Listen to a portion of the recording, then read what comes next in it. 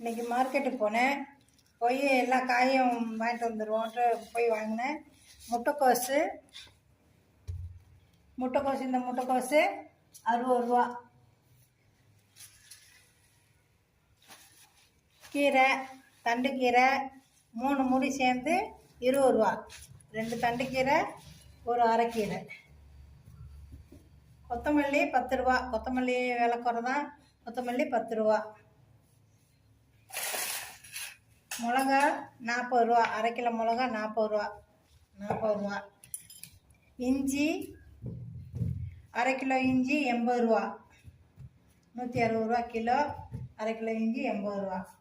Cauliflower 50 ரூபா. இந்த cauliflower 50 ரூபா.